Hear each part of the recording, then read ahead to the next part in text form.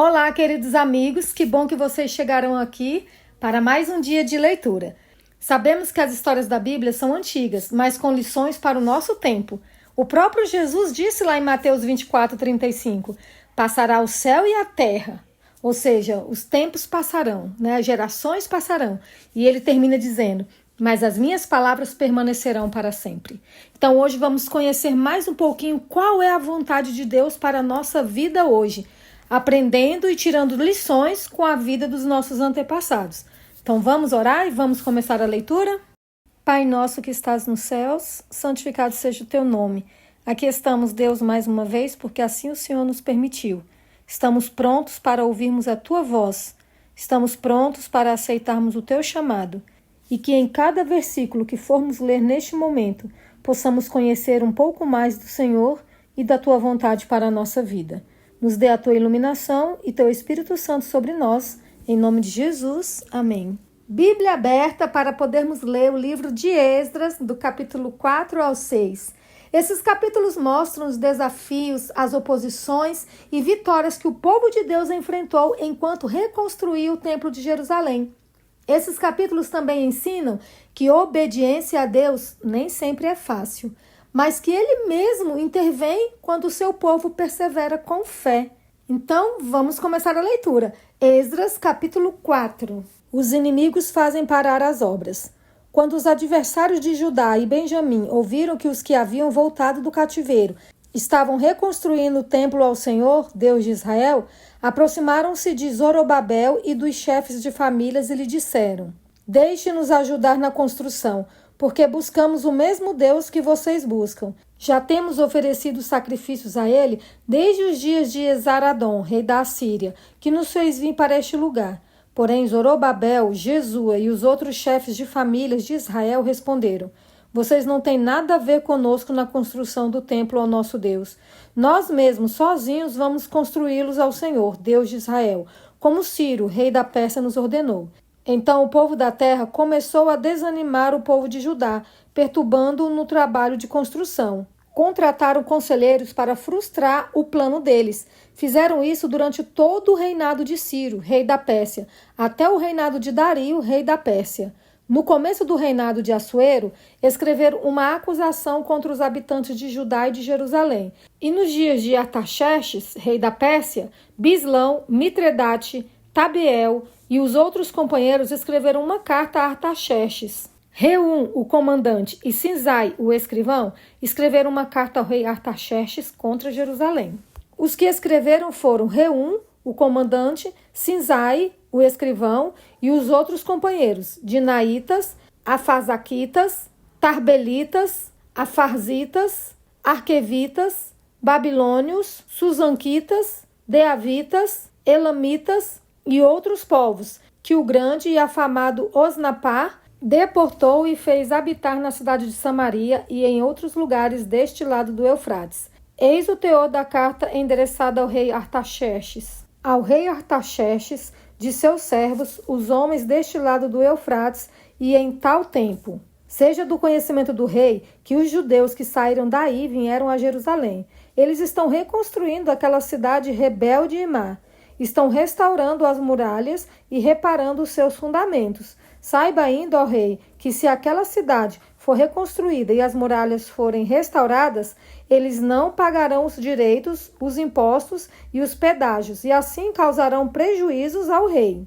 Agora, como somos assalariados do rei e não queremos ver a desonra dele, por isso mandamos este aviso ao rei, para que faça uma investigação no livro das crônicas de seus pais, e nele o rei descobrirá e saberá que aquela cidade foi rebelde e danosa aos reis e às províncias, e que nela tem havido rebeliões desde os tempos antigos. Por isso a cidade foi destruída. Portanto, informamos ao rei que se essa cidade for reconstruída e as suas muralhas forem restauradas, o rei não terá mais a posse das terras deste lado do Eufrates. O rei mandou a seguinte resposta: a Reum, o comandante, a Sinzai, o escrivão, e aos seus companheiros que moram em Samaria, bem como aos demais que estão além do Eufrates. Paz. A carta que vocês nos mandaram foi lida com clareza na minha presença. Por ordem minha, fizeram uma investigação e descobriram que, Desde tempos antigos, aquela cidade tem se levantado contra os reis e nela ocorreram rebeliões e tumultos. Também houve reis poderosos sobre Jerusalém, que dominaram toda a região além do Eufrates, aos quais foram pagos direitos, impostos e pedágios. Agora, dê uma ordem para que aqueles homens parem o trabalho e aquela cidade não seja reconstruída, a não ser com autorização minha.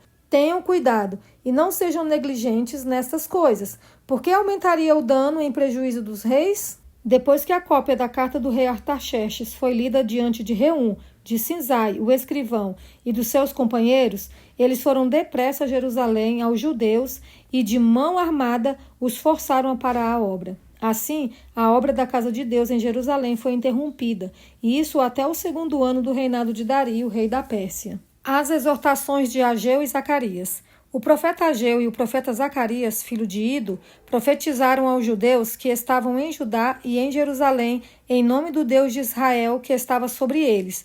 Então Zorobabel, filho de Sealtiel, e Jesua, filho de Josadaque, começaram a reconstruir a casa de Deus em Jerusalém. Os referidos profetas de Deus estavam com eles e os ajudavam. Nesse tempo, Tatinai, governador da região deste lado do Eufrates, e Setar-Bozenai e seus companheiros vieram até eles e assim lhes perguntaram: quem deu ordem para vocês reconstruírem este templo e restaurarem esta muralha?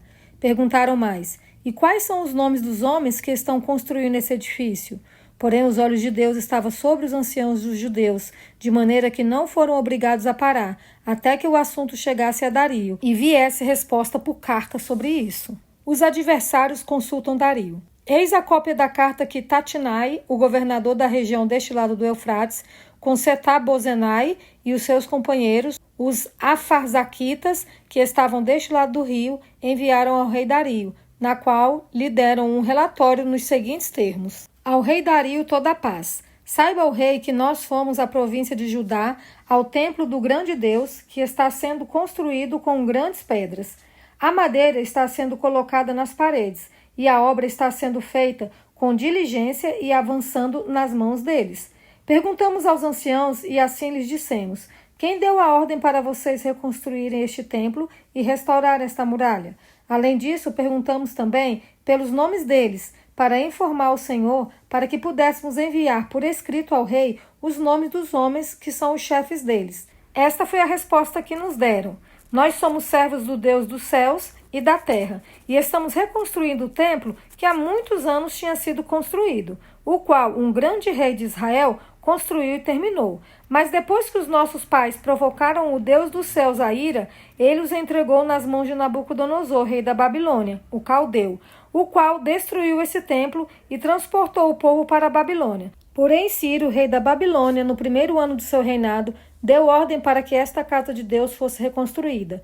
Também os utensílios de ouro e de prata da casa de Deus, que Nabucodonosor tinha levado do templo de Jerusalém e colocado no templo da Babilônia, o rei Ciro os tirou de lá, e foram dados a um homem cujo nome era Sesbazar, a quem tinha nomeado governador, e a quem disse: pegue estes utensílios, vá e leve-os ao templo de Jerusalém, e que a casa de Deus seja reconstruída no seu antigo lugar. Então veio o dito Sesbazar e lançou os fundamentos da casa de Deus em Jerusalém. E daí para cá o templo tem estado em construção, mas ainda não está acabado. Agora, se parecer bem ao rei, que se busque nos arquivos reais na Babilônia se é verdade que há uma ordem do rei Ciro para reconstruir esta casa de Deus em Jerusalém, e que o rei nos faça saber a sua vontade quanto a isto. O decreto de Dario.